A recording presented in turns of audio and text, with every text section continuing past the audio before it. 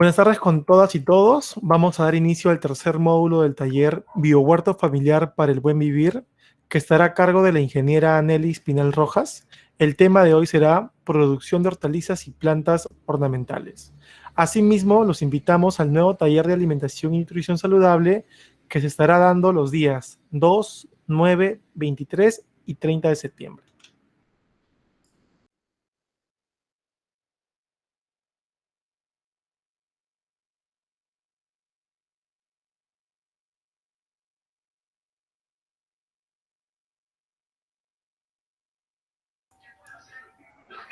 Luis, ¿puedes proyectar la Mira, presentación, por favor? Y ingeniera.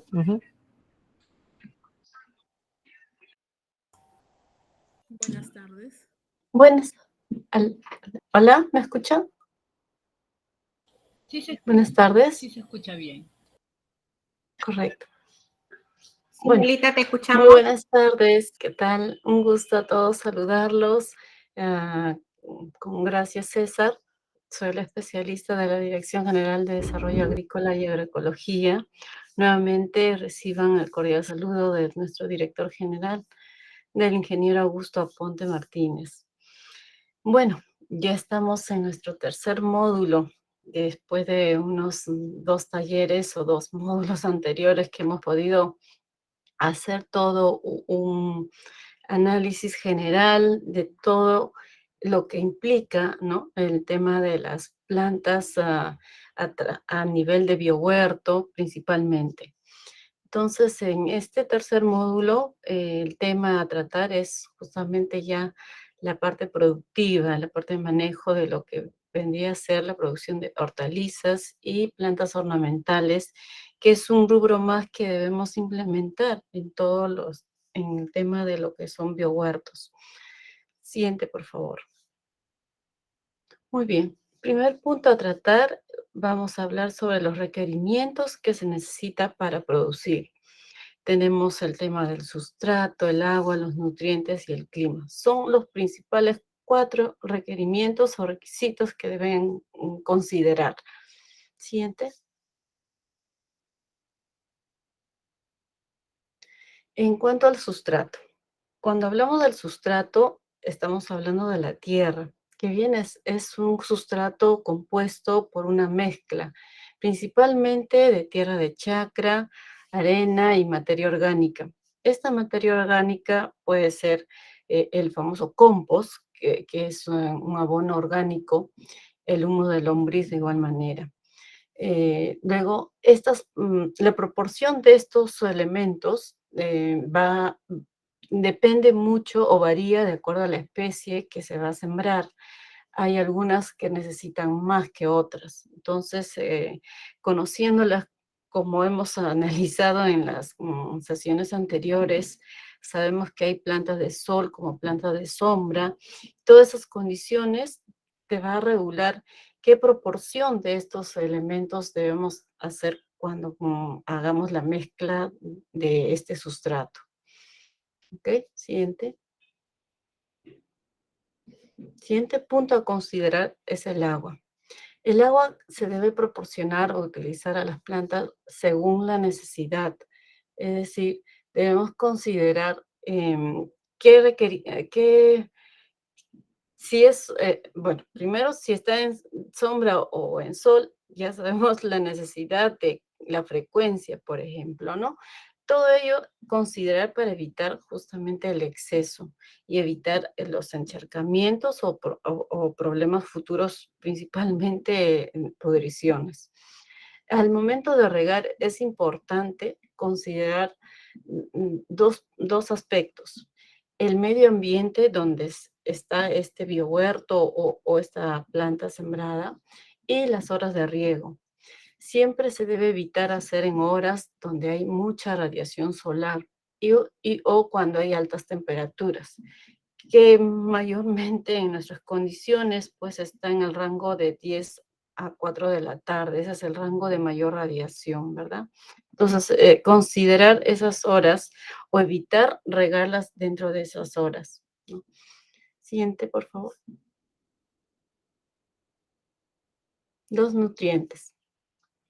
Los nutrientes, todas las plantas necesitan tener una proporción adecuada, ¿no? Para tener las condiciones, se debe abonar generalmente, o mejor, condicionar digamos, desde hablar de sustrato, lo primero que debemos pensar en los nutrientes, que es como su alimento para la planta. Entonces, para poder considerar el tipo de nutriente, mucho va a depender del tipo de sustrato que usted o las personas hayan preparado. ¿Por qué?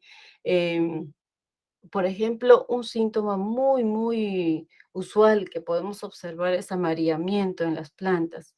Principalmente, ese es un factor típico por deficiencia, principalmente del nitrógeno. Y en algunos casos vemos síntomas de caída de hoja, ¿no? Todo ello es que hace que si los nutrientes no están en la proporción adecuada, la planta de todas maneras va a reflejar su salud, digámoslo así, en cuanto a la parte visible, ¿no? Siguiente. El otro requerimiento a considerar es el clima. Cada especie en particular requiere condiciones específicas, pero en general estas deben ser moderadas. La mayoría de las plantas cultivadas en viveros, principalmente a nivel de viveros frutales o viveros forestales, ya están consideradas pues las condiciones de temperaturas, ¿no? Y prácticamente se controla mejor tanto la temperatura como la humedad. En cuanto a las plantas ornamentales, principalmente se producen en lugares que se denominan invernaderos, ¿no? Ahí se produce masivamente. Claro, si uno desea implementar dentro de lo que es biohuerto, la cantidad de producción no es masivamente, entonces no requiere estas condiciones de bajo invernadero, pero si se trata para producción de mayor volumen, hay que recurrir a los invernaderos, que son lugares con condiciones controladas y reguladas para que no pierda tanto el tema de humedad, radiación, ¿no? Principalmente.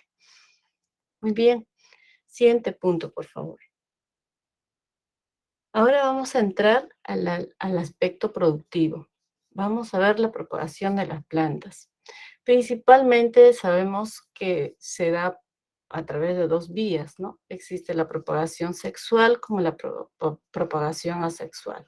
La sexual, que es pues a través de semillas, y la asexual a través de otras partes de las plantas, principalmente de los tallos y de las hojas. En el rubro de lo que es hortalizas, ¿no? Hablando así propiamente dicho, en su 99% podríamos pensar que todas son por propagación sexual, es decir, a través de semillas. Entonces vamos a pasar al siguiente punto, por favor. Muy bien, vamos a tocar el rubro de la producción de hortalizas. En cuanto a la producción, el primer punto es la siembra. Tenemos dos tipos de siembra cuando hablamos para producción de hortalizas. Hay siembra directa y siembra indirecta. En la siembra directa, propiamente dicho, es cuando uno siembra una semillita directamente a la tierra y esa se queda en campo definitivo. En cambio, la siembra indirecta va a requerir otro proceso llamado el proceso de almácigo, que es pues la propagación principalmente para aquellas especies que tienen las semillas muy, muy pequeñas. Entonces, vamos a ver las condiciones cuando hablamos de sembrar principalmente hortalizas. Las semillas son tan pequeñas y hay que considerar que la profundidad de siembra debe ser el doble del tamaño de la semilla aproximadamente. Si ustedes habrán conocido las semillas de las principales hortalizas, como de la lechuga de repente, han visto el tamaño de semilla, ¿no? No es tan grande. Entonces, imagínense ese tamañito de semilla y cuando van a sembrar, tienen que considerar duplicando ese tamaño para poder hacer la profundidad de siembra. Si ustedes exageran en la altura de siembre, de todas maneras, o hay pudrición o la planta germina muy débil. Ustedes van a darse cuenta que la planta o la plántula es tan débil y no prospera el desarrollo, ¿no? Entonces, ese es un aspecto súper importante cuando se hace cualquier tipo de siembra, en ambas, ¿no? Sea siembra directa o indirecta, considerar el tamaño de la semilla. Luego, el suelo debe estar debidamente preparado con buena humedad y aireación favorable para que el proceso de germinación sea óptima y por consiguiente, pues permitamos que esta semilla tenga un buen desarrollo, tanto a nivel raíz como también a nivel de plántula, ¿no? Vemos ahí justamente una imagen, cómo está distribuida un almácigo, ¿no? Y se ve como que son líneas continuas, ¿no? De semillas. Y miren la profundidad de ese surcado que se hizo para el almácigo.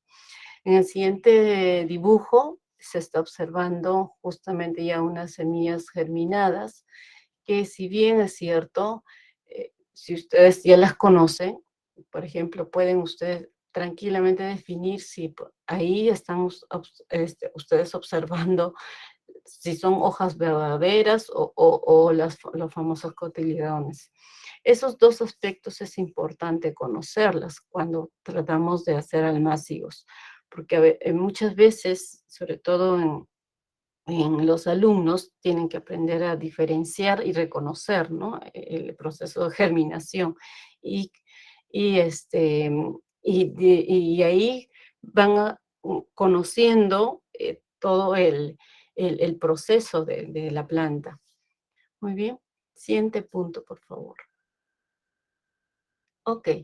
Dentro de las labores culturales o principales tareas que debemos considerar cuando hablamos de biohuerto y propiamente dicho producción de hortalizas, son estas 5 principales. Control de maleza. Debemos evitar que haya un exceso de crecimiento de hierbas no deseadas, considerándolo así, que no es el cultivo que uno ha sembrado, ¿no? Entonces siempre puede rebrotar alguna maleza, hay que retirarlas o evitar el exceso. Si son muy poquitas, en algunos casos no es perjudicial, pero cuando son muchas, invade al cultivo principal y genera competencia. Por eso es importante controlar las malezas y no logre quitarle ni los nutrientes ni el agua a la planta principal. ¿Okay? Otra actividad importante a considerar es el aporque. El aporque es como vemos en la lámina o en la figura al lado, donde se ve que se está levantando y cubriendo la tierra al cuello de la planta. Esa es la práctica del aporque. Hay muchas semillas que necesitan, o especies que sí se necesita esta tarea, porque necesita darle más sostén a la planta, ¿no? Entonces se hace esta práctica. En campo, el que es más conocido, pues son los cultivos como el famoso el maíz, ¿no? La papa, principalmente, pero si se trata de otras hortalizas, la práctica que se realiza en campo es el famoso cambio de surco. En este caso, si hablamos de áreas pequeñas como un biohuerto, prácticamente con una espátula se hace esa tarea de hacer el aporque de forma más dirigida al cuello de la planta. Muy bien. El siguiente punto es el tema de las podas. Cuando hay exceso de desarrollo, ya sea foliar o desarrollo de ramas, se hace la práctica de la poda. Pero en hortalizas de hojas, prácticamente esa tarea no se da. Se podría hacer la práctica de ralear.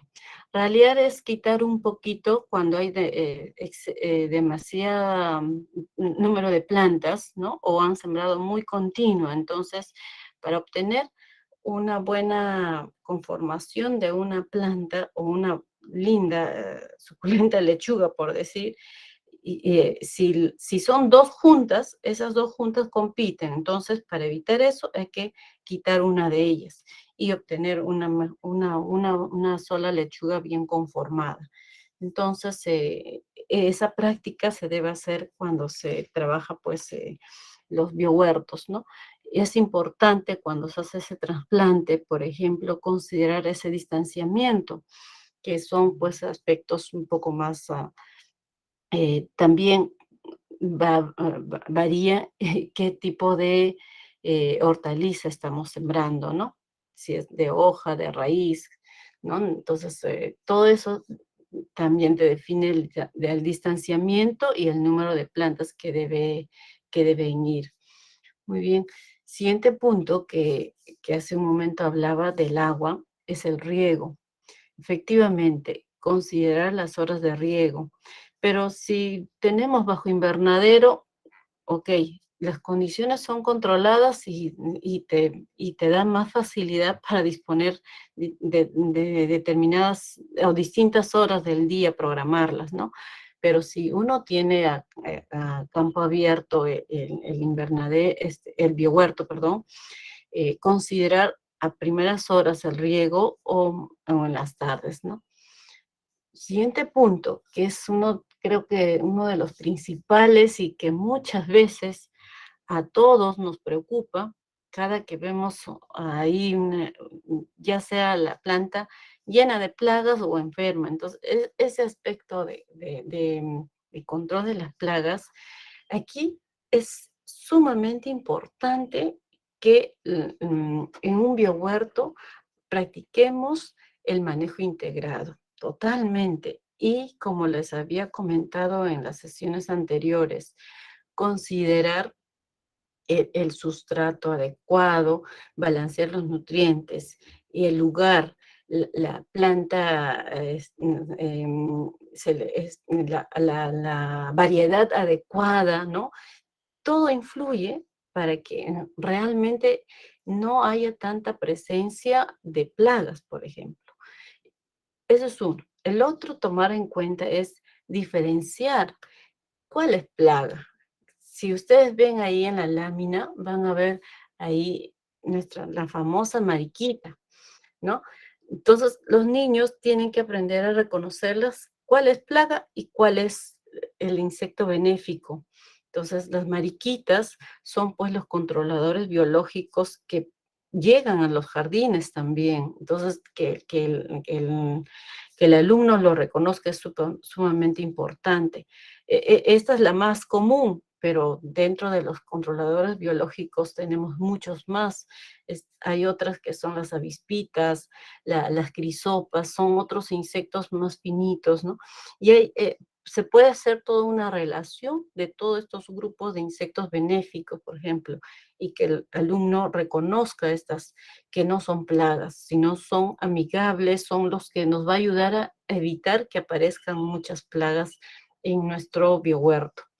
Entonces, nuevamente, el aspecto a considerar para evitar la presencia de plagas es eso. Considerar desde cero, desde que uno va a planificar que va a sembrar e instalar un biohuerto, desde ahí inicia el manejo de plagas.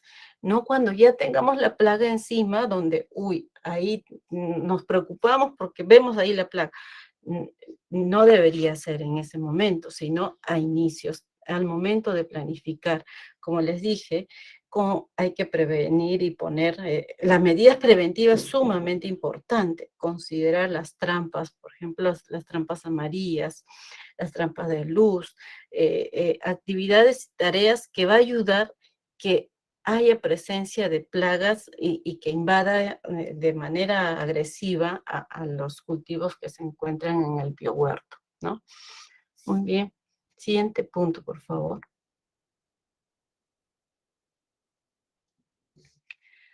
Ok. Ahora vamos a entrar al rubro de lo que son la producción de plantas ornamentales. Y de repente es uno de los rubros que les voy a hablar con un conocimiento más amplio, porque es uno de los rubros que de repente me he dedicado más años de mi profesión a este rubro, ¿no? Aquí le voy a tocar cuáles son las principales o qué métodos de propagación se utilizan en las plantas ornamentales. Estas son las más principales, miren, 6, y son un montón. Imagínense la facilidad que podemos tener para producir plantas ornamentales que podemos decorar en nuestros jardines, en nuestras casas, en cualquier espacio que uno pueda estar, ¿no? Entonces, tenemos pues a través de estacas, esquejes, división de matas o hijuelos, ¿no? Llamándolo así, a través de hojas, acodos, y hay otra que son la división de tallos subterráneos. Muy bien, vamos a pasar a desarrollar cada una de ellas. Siguiente, por favor. Muy bien, en cuanto a la multiplicación por estacas, ¿qué son las estacas? Es una parte de la rama separada de la planta madre, con las yemas vivas que éstas desarrollan raíces en un lugar de la plantación definitiva. ¿Cuáles son las características de estas estacas? Estas deben estar bien lignificadas, es decir, que el tallo tiene que estar bien endurecida, ¿no? Estar bien lignificada. Son generalmente los tallos semileñosos, ¿no? No son tallos tan suculentos ni tiernos, sino tienen que ser tallitos más duros. Ustedes deben tocar, palparlos. Eso es importante. Luego no debe tener yemas brotadas, porque debilita y evita de que la planta pueda emitir raíces y no crezca, ¿no? Entonces es importante quitar las yemas de esta estaca. Ser lo más derecha posible. Estos son tallos o estacas, hay que no sean tan curvadas, ¿no? Luego, que no deben mostrar heridas o ataques de algún insecto. Siguiente. Muy bien, aquí vemos unos ejemplos. ¿Qué especies son las que producimos a través de estacas? Principalmente las famosas bugambilias. Deben ustedes conocerlas. Vimos en el módulo anterior las preciosidades de las bugambilias, ¿no? Luego tenemos a las califas. Ahí ven la califa roja, ¿no? Que están en esas bolsitas negras, y en el otro costado está el cardenal blanco. Quisiera que se tomen en consideración, miren estas tres o estos ejemplos. Si recuerdan en nuestra clase anterior, ¿no? Hemos visto hábitos de crecimiento. Ustedes me dirán y pueden ustedes un poco deducir qué tipo de plantas son estas. Espero que me respondan a través de mensaje, a través del chat, y así a ver si podemos, si no quedó claro, igual les voy a aclarar. Pero miren lo importante que es reconocerlas, justamente qué tipo de hábito de crecimiento tienen estas plantas y que a su vez nos van a permitir el tipo de propagación. ¿Se dan cuenta? Ese es un punto que ayuda cuando uno reconoce el tipo de planta. Muy bien. Vicky Benito, efectivamente. Todos ellos pertenecen al grupo de los arbustos, así es. Entonces, un punto. Los arbustos se pueden propagar a través de estacas. Muy bien. Siguiente, por favor. Siguiente medio de propagación son a través de esquejes. Son partes de tallos terminales o no, ¿no? Con o sin hojas, que en forma aislada o plantados en conjunto forman una planta. Siguiente, por favor, vamos a ver los ejemplos. Muy bien. Tenemos la famosa lentejita. Las lentejitas se produce por esquejes, se propaga por esquejes. Como ven ustedes ahí sembradas son trocitos de tallo, ¿no? Pero con hojas, con o sin hojas mencioné, ¿no? Luego tenemos la famosa monedita, tenemos la peperomia, la alita de ángel, las aptenias. Todas estas especies se producen por esquejes.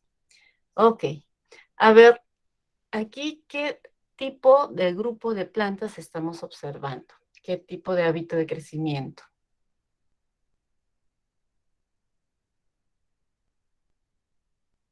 A ver, pueden ustedes analizar y darse cuenta del tipo de hábito de crecimiento tienen esas plantas, de acuerdo a nuestra sesión anterior. ¿Alguien puede escribir en el chat?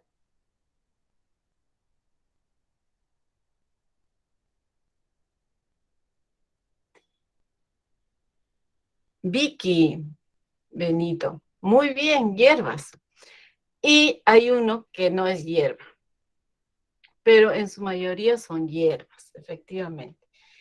Acá tengo una alumna muy aplicada, mire, que nos está ayudando mucho a ver y aplicando todo lo que hemos visto. Entonces, podemos decir que en su mayoría el grupo de las hierbas podemos producirlas a través de esquejes, principalmente las hierbas y algunos arbustos. En este caso hay un arbusto, efectivamente, es la famosa monedita, pero alguien me dirá, parece un arbolito, ¿no? Y es verdad, pero no es un árbol, es un arbusto.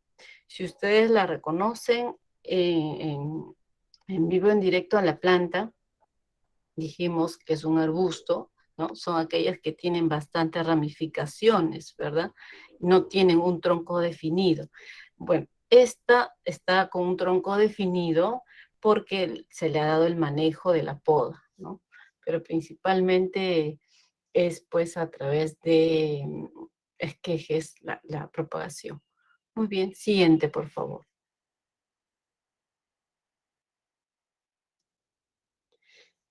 Siguiente forma de propagar es división de matas o hijuelos. Esta forma de propagación es la más sencilla, si se tiene principalmente abundante material, ya que de una planta que ha producido muchos hijuelos y que lleva dos a dos, se los va separando, ¿no? Este grupo principalmente se realiza a los helechos, ¿no? La aspidistra, que es una de las ornamentales que tiende a tener bastantes hijuelos o bastantes brotes laterales. Entonces, esas son las que se puede dividir. El Spathiphyllum, que algunos la conocen como el anturio blanco, ¿no? Todas aquellas plantas que mediante también rizomas, raíces u otras formas subterráneas dan hijuelos y se pueden propagar de esta forma. Ahí vemos en la lámina, por ejemplo, cómo se hace esa división. Prácticamente se está partiendo, si ustedes la ven, ¿no? Simplemente es dividirla, ¿no? No es a través de semillas, sino es a través de división. Esa es la acción que uno hace.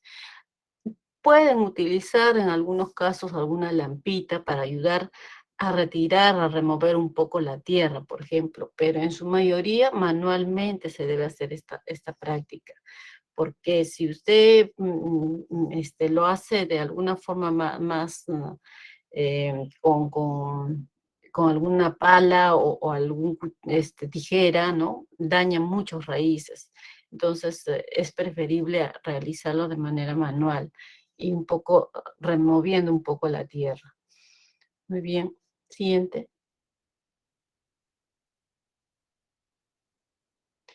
Ok, acá vamos a ver estos ejemplos, cuáles son las especies que principalmente sembramos a través de matas o hijuelos. Está el grupo de las sansevieras. La sanseviera es una especie ornamental. Uy, tenemos una variedad increíble en sansevieras.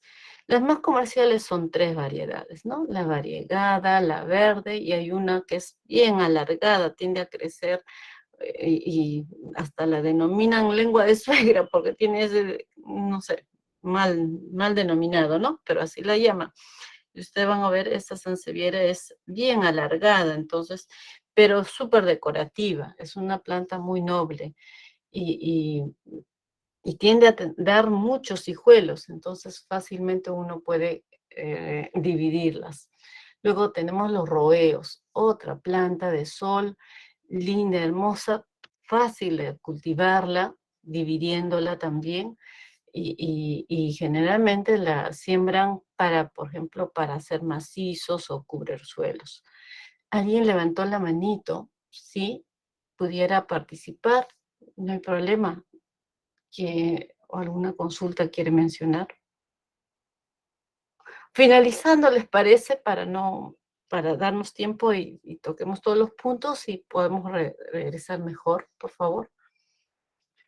De aquí vemos también los liriopes, también hay verdes y variegadas. Ahí está el Spathiphyllum, ¿no? Es ese anturio blanco que definen por lo que tiene una flor blanquita, como les dije. Luego tenemos el áster, una planta que tiene flores moraditas o lilas, que es bien utilizada en los jardines. Todas ellas se puede seguir propagándolas, dividiéndolas simplemente. Muy bien. Siguiente, por favor.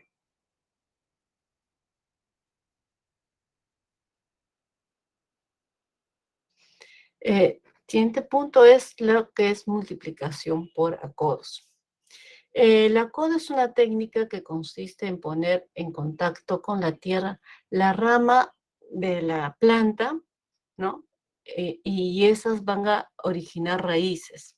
Ven en la lámina cómo hacen un corte de forma de un anillo a la rama y luego la cubren con un trozo de plástico, pero internamente ponen, generalmente se emplea musgo con un poco de arena.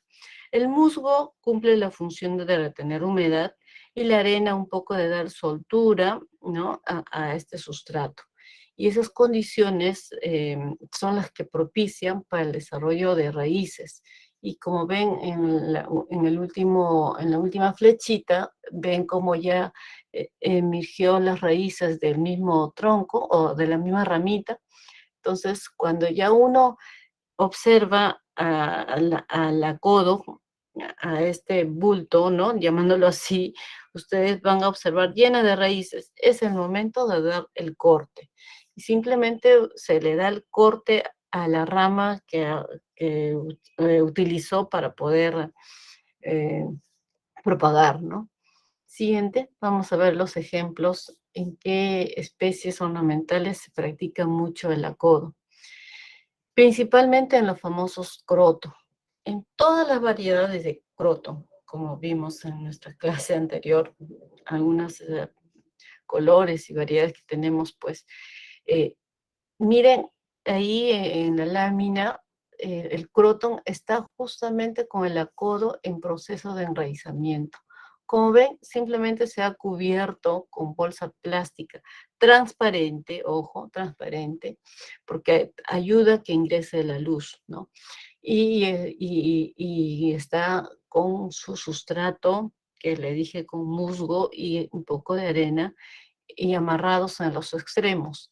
Esas condiciones se tiene por un periodo de 2 a 3 semanas y se va observando, ¿no? Como es una planta que todavía sigue, está sembrada en maceta o en jardín, no va a haber ningún problema porque la planta está viva, está frondosa, no va a haber problema. Entonces, ¿pero qué está usted permitiendo?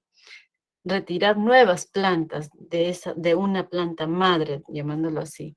Entonces, cuando ya ustedes observan las raíces desarrolladas, pasando las 3 o 4 semanas, prácticamente lo que se hace es un corte a esa rama y obtiene una nueva planta. Esa planta ya está lista, apta para poder llevarlas y trasplantarlas en maceta o en el jardín que ustedes hayan condicionado para llevar esta nueva planta. Luego los famosos ficus, de igual manera, también utilizan en cercos, ¿verdad? Y pueden ustedes hacer esta práctica del acodo. Las famosas cucardas, tan lindas que en muchos jardines hay. Usted la quiere rescatar, por ejemplo, una cucarda de X color de flor, puede practicar ahí usted el acodo y propagarla y llevarla a otro lugar o tener más plantas de esa cucarda. Y el otro es, pues, las famosas tujas preciosas en los jardines, súper decorativa porque tiene un verde limón encendido, ¿no?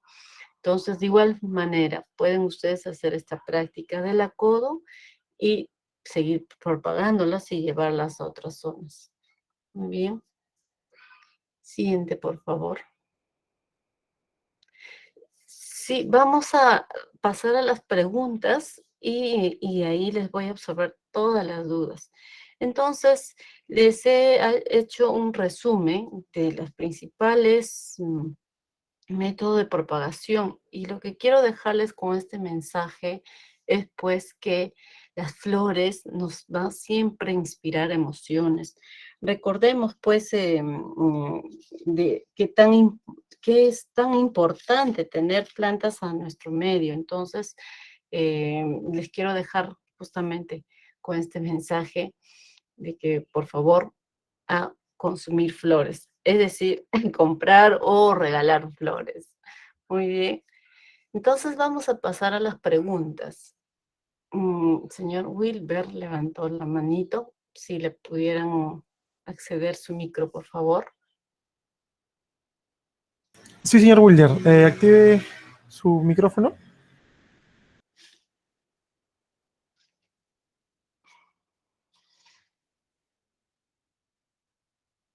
Mm. Hola. En todo caso, no puede acceder a su micrófono, puede escribirlo por el chat. Tenemos Iris, también Iris, está levantando la mano. sí, a Sí, ver, por buenas favor. tardes. Buenas tardes, Iris. ¿Qué tal? ¿Cuál Una es su consulta? consulta, por favor. Miren, han estado hablando acerca de la deficiencia de nitrógeno en las Ujú, plantitas y eso origina las hojitas amarillas, hasta se caen las hojitas, ¿no? correcto. ¿Cómo, entonces, dónde puedo conseguir ese, ese componente para que mis plantitas no estén con sus hojitas amarillas, ¿no? Correcto. Muy bien, gracias por la pregunta. Miren, la deficiencia de nitrógeno, o mejor dicho, el síntoma de amarillo produce deficiencia de nitrógeno principalmente, ¿no? Eh, les tengo que volver a mencionar algo importante. Para evitar, hay que preparar un buen terreno, un buen sustrato. Como le dije, utilizar compost, materia orgánica. Cuando hablamos de biohuerto, es importante considerar todo el tema orgánico, ¿no? Ahora, ¿qué ocurre? Cuando ya tenemos plantas crecidas, principalmente hablando ya de ornamentales, que son plantas permanentes en su mayoría, sí hay que suplirles esa deficiencia. Y sí, existen fertilizantes o compuestos, ¿no?, de abonos que ayudan a equilibrar esa deficiencia. Existe en el mercado el famoso compuesto 20-20-20, esa es la denominación, y es el abono más adecuado para suplir la falta de nitrógeno, por ejemplo. Recordemos, si se trata de, por ejemplo, un campo de gras, definitivamente ahí uno de los componentes que va a enverdecer a esa planta, al gras, es la famosa urea que dicen, ¿no? Pero siempre, si uno tiene un terreno aplanado con una buena preparación de tierra, ¿no? Ese gras no debería necesitar, pero si ustedes necesitan tener una reacción rápida, para el caso de gras, sí, uno tiende a recurrir a la famosa urea, por ejemplo. Y que es pero considerar, saber en qué momento aplicar, cómo aplicar, todo lo que son fertilizantes químicos, eso es sumamente importante considerar cómo se debe aplicar. Porque recordemos que tenemos que promover mucho la educación del cuidado del medio ambiente. Entonces, por eso es sumamente importante saber qué cosa es el urea, por ejemplo, ¿no? Entonces, evitar regar. Generalmente se aplica al voleo, como dicen, se lanza, porque son gránulos muy grandes, y se debería cubrir, pero en un gras no se puede cubrir. Entonces, ¿cuál es la práctica en ese caso? Hay que echarlas y luego regarlas en su mayoría de veces. Como la urea es un tipo de sal, se diluye fácilmente, entonces no hay ningún problema. Pero cuando se trata de plantas o en macetas pequeñas, ¿no? Para algún ornamental en particular, se debe cubrir esos gránulos de urea, se debe cubrir con la tierra, nunca dejarla expuesta. Así es. Una última pregunta, por favor. Sí. Mire, yo tengo un jardincito chiquito ¿qué puedo ahí en un área chiquita puedo poner manzanilla, perejil, culantro cerquita? ¿Se mezclan en algún momento los aromas o no? ¿O puedo ponerlas tan cerca y no pasa nada? Muy buena pregunta. Me encanta. Mire, ¿cómo quisiera tener tu jardín? Tener un jardín es un privilegio. Más que privilegio, debes cultivar todo lo que puedas en ese espacio. Tanto yo les he hablado, considerar, de acuerdo al hábito de crecimiento, plantas permanentes como plantas transitorias o de periodo corto, ¿no? Entonces, aquí tú puedes, en su mayoría, en lo que son plantas medicinales, llamándolo así, está el rubro de los arbustivos. Entonces, como el arbustivo o el arbusto en este caso, son plantas más permanentes, no son anuales. Considerar que son anuales, permanentes, tienes que ubicar en un lugar que no vas a estar removiendo mucho la tierra, ¿ok? Eso es uno.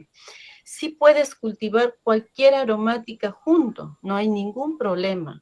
¿Por qué? Porque las aromas que tienen estas plantas en realidad están dentro de sus hojas, que son los aceites esenciales que están presentes dentro de las hojas y tallos. Entonces, no es que el aroma va a salir y se va a mezclar, no, definitivamente que no. Aquí, más bien, ¿cuál es el requisito de sembrar aromáticas y plantas, yo quiero llamarlo medicinales, porque más está utilizado en ese sentido, es que deben estar expuestas al sol? Buscar el lugar donde usted va a ubicar en su jardín que le llegue el sol. Pero si usted la va a poner a una parte pegada a la pared, donde no le llega el sol a ninguna hora del día, esa planta va a sufrir. ¿Por qué? Porque no está recibiendo esa intensidad de radiación solar, ¿te das cuenta? Entonces, sí necesita algún momento que le ingrese la luz solar. Porque las plantas, así como nosotros les dije, las condiciones de medio ambiente es así, más que fundamental para expresar lo que son. Es decir, las medicinales tienen que metabolizar los aceites esenciales en sus hojas. Esa característica tiene ciertos requisitos, ¿no? Y necesita pues la cantidad de radiación, ¿correcto? Entonces, por eso es que considerar, si uno siembra perejil, orégano, hierba luisa, no sé, cedrón, bueno, ahorita tantas hierbas aromáticas que podemos tener, siempre consideren sembrar en un lugar que le caiga algún momento la radiación solar directo. Y en cambio para otras especies no es tanto, porque no tiene ese proceso metabólico de sintetizar aceites esenciales, por ejemplo, ¿no? Porque una planta aromática, en su mayoría, si usted no rompe la hojita, no va a sentir el olor tan fuerte, pero si usted presiona la hojita, inmediatamente usted va a distinguir que es una planta aromática. Esa es una tarea, una práctica, mire, ese es otro detalle para enseñar, por ejemplo, a los niños, ¿no? A las personas, cómo reconocer a las plantas aromáticas. Principalmente es haciendo una rotación a la hojita. Porque si, por ejemplo, un culantro y un perejil no saben reconocerlas si tienen una distribución muy parecida, digamos, sus hojas, ¿no? Y cómo puede confundir, podría confundirse si no la reconocen, pero si usted la rompe la hojita o la frota, inmediatamente va a sentir y diferenciar que es aromática. Muy bien. Señorita, buenas tardes. Quisiera Buenas tardes. preguntarle, la piña, ¿en cuánto tiempo da su fruto? Bueno, la piña es pues una planta más que frutal, no es, bueno, hay piñas que se siembran de manera ornamental, ojo, pero hay piñas que la cultivan como frutal. Ahí yo no conozco mucho, no he manejado campos productivos de piña para cosecha, ¿no? Como frutal, no. Pero sí en cuanto a especies ornamentales de piña, que son permanentes, uno es muy distinto a lo que usted me está mencionando, no sé a cuál especie se estará refiriendo. Si es a la piña de consumo, no sabría Sí, decirle piña porque de no conozco consumo, mucho pero el cultivo. en macetero ya está, ya más o menos tiene aproximadamente 5 meses. Ya está grande, pero todavía no da fruto. Es que posiblemente no va a dar fruto bajo las condiciones, porque las piñas son plantas más tropicales. Entonces, si no le das las condiciones que necesita ese cultivo, no va a dar ese fruto, esa inflorescencia que nosotros consumimos al final, ¿no? A lo que es la piña. Entonces prácticamente es una especie de un ornamental, como una bromelia prácticamente la va a tener, ¿no? En cambio, las condiciones de producción no son de costa, ¿no? Principalmente, entonces no dudo que consiga la producción, yo no tengo experiencia de haber sembrado una piña, por ejemplo, pero eh, puedo indicarle que algunas, así como algunas que pueden raizar y la podemos tener como ornamental, pero que vaya a dar fruto, dudo porque no son las condiciones. Y se vuelve tipo ornamental más que como decorativo, ¿no? Bueno, ese es el alcance que le puedo dar. No conozco mucho referente al cultivo de piña, no le podría dar mayor alcance, ¿sí? Ya, señorita, gracias. Ujú. Quisiera preguntarle, ingeniera, sobre Estoy aprendiendo acá en mi jardín a hacer el compost. Estoy Ya. reciclando todos mis desechos de cocina y bueno, Ujú. ya he sacado algunos kilos de tierrita, he sacado algunos kilos ya de abono, pero no sé si o sea, si lo estoy haciendo en forma tan sin conocimiento. Me gustaría que me dé algunos alcances, por favor. Gracias. Eh, ok, mire, es una de las mejores prácticas que uno puede hacer es justamente ah, este, mm, de todos los desechos que tenemos, ¿no? De los restos orgánicos que tenemos de la cocina o de las frutas y verduras que podemos tener, hacerlo compost. Es una de las mejores prácticas que podemos hacer. Entonces, eh, pero hay que considerar algo importante. Primero, que esos desechos tienen que ser lo más uniforme posible. Es decir, no puede usted mezclar eh, algunos que sean muy, muy gruesos, muy difíciles de descomponerse, con uno que es más fácil. ¿A qué me refiero? Cuando son, por ejemplo, desechos de verduras, principalmente cáscaras de zanahoria, follaje del apio, qué sé yo, ¿no? Esas, por ejemplo, es muy distinto si yo le digo la cáscara de la mandarina o no. Entonces, tiene que diferenciar y separar bien cada materia, cada resto orgánico y trozarlos lo más menudo posible para que la descomposición se acelere un poquito. Luego es pues removerlas de vez en cuando, poner un poco humedecer también el campo, ¿no? O su jardín. De preferencia, en algunos casos, hacen un hoyo, dependiendo la cantidad de restos orgánicos que tenga, claro, no hay una receta, sino en función al desecho que usted va teniendo, hace el hoyo y ahí va tirando. Recomendación es que troce la mayor cantidad posible estos restos orgánicos, ¿ok? Y luego haga una remoción para que lentamente con el calor y empiece a descomponerse, ¿no? Este material. Y va mezclando de a poco. Cuando ya haya pasado, como usted dice, que ya ha podido retirar algunas ya con el tiempo, lo que tiene que, mire, dos cosas para evitar que esa materia orgánica genere pudrición. ¿Cuándo genera pudrición? Cuando realmente no se le ha dado, simplemente se ha lanzado o tirado de alguna forma muy sin control, por decirle, y no ha hecho algún movimiento. Algunos casos se pone como una especie de tubo de plástico, esos tubos para que ingrese aire a la profundidad que tenga.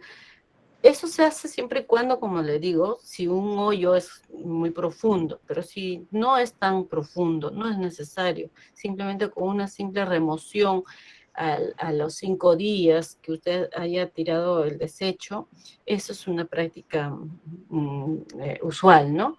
Entonces, poco a poco usted va mezclando y se va descomponiendo. ¿Qué ocurre aquí? Aquí el trabajo lo hacen los microorganismos, los microorganismos aeróbicos se dice, ¿no? Que quiere decir que necesitan aire para vivir. Entonces, usted al remover estos restos o desechos, está ayudando de que esos microorganismos trabajen bien. En cambio, si usted ha estado simplemente juntando y lanzando, ¿no?, todo el material del desecho orgánico y no le ha dado ningún tratamiento, lo que genera es pudrición. Y pudrición es cuando aparecen microorganismos anaeróbicos, que lo que hace es más bien volverla no útil ese material orgánico, ese desecho. Eso es lo que hay que evitar. Por eso el compost se va haciendo, se tiene un tiempo de cubrir, un momento de humedecer, tiene todo un proceso, ¿no?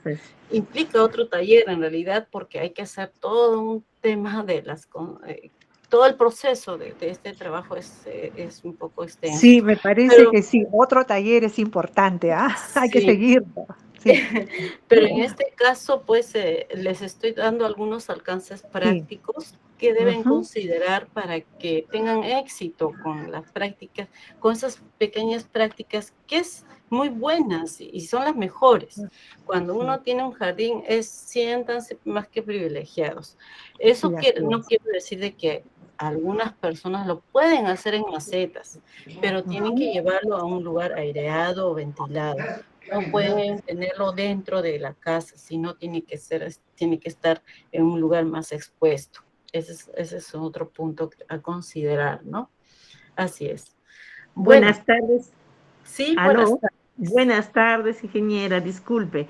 Le quiero hacer una consulta. Mire, estoy de visita en la casa de mi hermana y tiene ella un pequeño jardín y a la vez también tiene plantitas, hortalizas, ¿ya? Pero el problema es que se nos ha invadido el caracol. Y le voy a decir de que no pensábamos, porque estábamos viendo de que hasta en la planta del, ¿cómo se llama este? El cedrón también ha trepado, a pesar que el cedrón tiene un olor, pero sin embargo, ahí también, y le empieza a comer las hojas, y entonces ya empieza a secarse. La col que hemos tenido también, la col todito se está cayendo porque justamente es como que sería su plato favorito del caracol. Está lleno de caracoles. Y entonces ya no se puede sembrar nada. Lo que había también, las lechugas, eso también han sido terminadas entonces dijeron que echemos ceniza, le hemos echado la ceniza, pero no, al contrario, la quemada. Entonces, quisiera si tiene algún alcance, a ver si algún remedio o algo casero Primera pregunta. ¿Tienen ¿sí? mascotas en la casa? No. Ya, ok.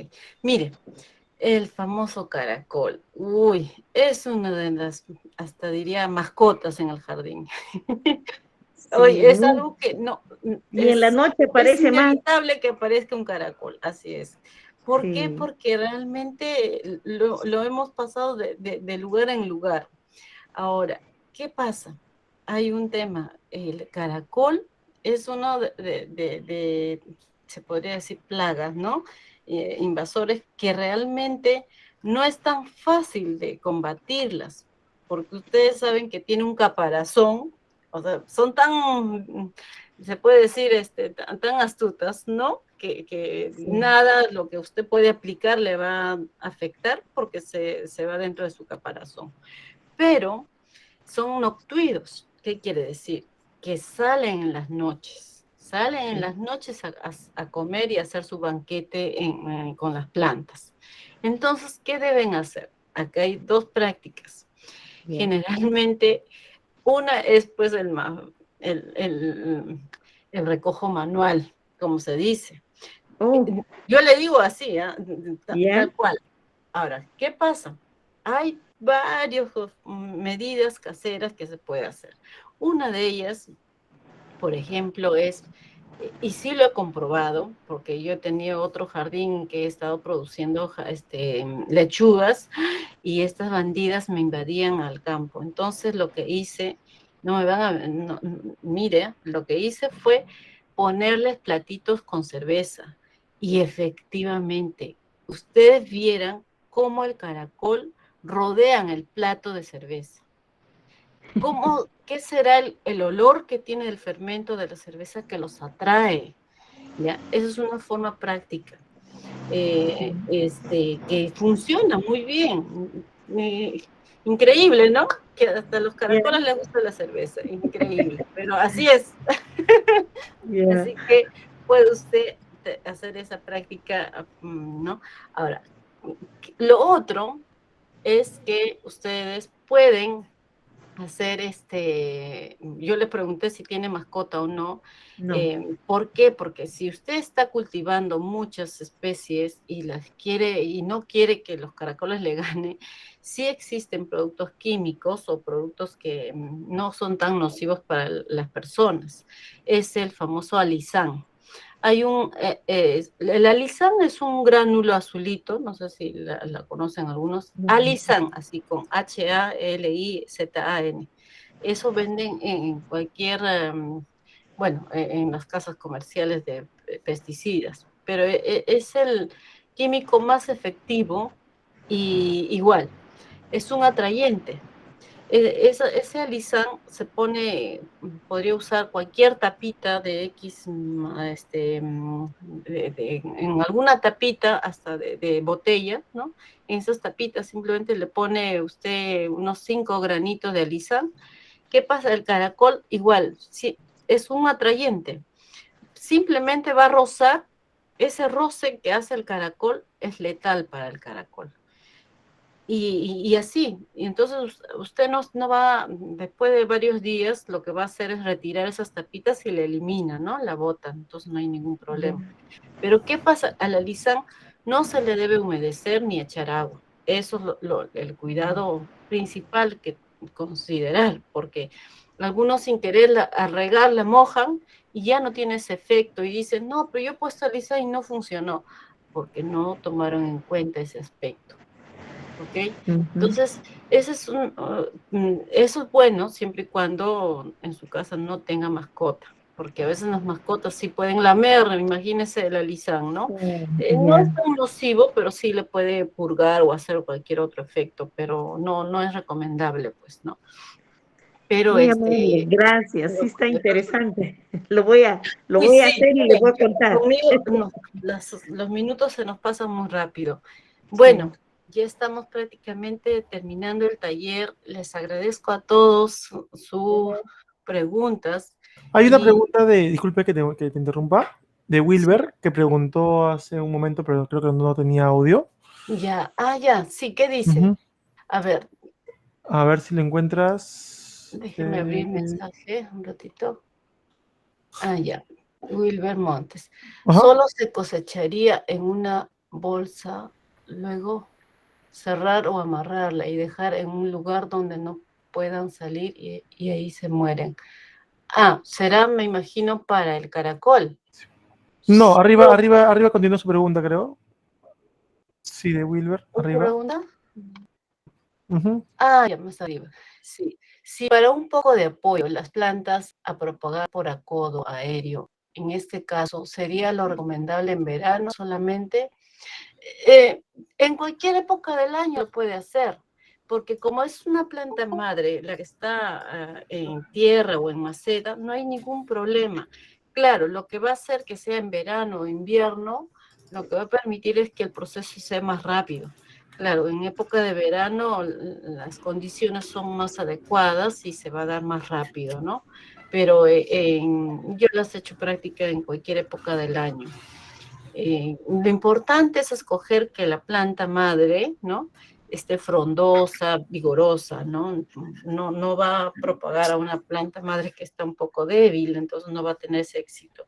Pero y más aún si lo va a hacer en épocas de frío o de invierno, entonces eso debe considerar. Pero definitivamente, en verano va a tener mejor efecto o más rápido, así es. A ver, ya estamos con la hora. Bueno, los quiero agradecer a todos por esta invitación de estos talleres que hemos tenido estos días. Sí, pues, es nuestro tercer módulo. Entonces, realmente quiero dejarles el mensaje de la importancia que tiene el tema de biohuerto y el huerto escolar, ¿no? Para poder transmitir a todos los alumnos y saber qué cosa es el biohuerto, todo lo que implica, y que ustedes prácticamente están haciendo pues una educación ambiental propiamente dicho, porque en pocas palabras ustedes están educando en el medio, ¿no? A través de la investigación y trabajando, digamos, en sí a la planta misma, ¿no? Luego están educando sobre el medio, que es todo un sistema ecológico, y luego están educando a favor del medio, principalmente impulsando los valores y haciendo una conciencia de cuidar el medio ambiente. Entonces, pues, les quiero dejar con ese mensaje a todos ustedes y darles las gracias por la oportunidad que me han brindado para darles estos talleres. Muchas gracias. Hasta otra oportunidad. Muy amable. Muchas gracias con todos. Estamos dando por concluido el taller. Sin olvidarme que invitarles al nuevo taller de alimentación y nutrición saludable que se va a realizar los días 2, 9, 16, 23 y 30 de septiembre. Muchas gracias. Sí, señores, muchas gracias. Gracias con todos. Y gracias también Nelita, ¿no? Por tu gran apoyo a este taller, ¿no? Y a todos los presentes. Gracias. El gusto es mío a todos ustedes. Muchas gracias. Gracias. Felicitaciones. Gracias. Gracias a Nelly. todos, Muy amable. bendiciones. Gracias por Gracias. todo. Excelente el taller. Muchísimas gracias realmente. Gracias, muchas gracias Nelly, gracias a todos, gracias Victoria, gracias a todos los asistentes. Gracias, Midagri. Gracias.